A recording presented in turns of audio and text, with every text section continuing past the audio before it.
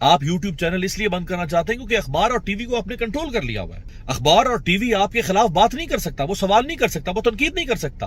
سوال تنقید کون کر رہا ہے؟ یوٹیوب چینل, فیس بک چینل, ٹویٹر. یوٹیوب فیس بک کے لیے آپ نے فائر وال اور پتہ نہیں کیا کیا تجربے کیے, ان سے آپ کا دل نہیں بھرا. اب آپ نے جناب یہ ڈائریکٹ چینل سے بند کروانا شروع کر دیا. کہاں گئی فائر وال آپ کی؟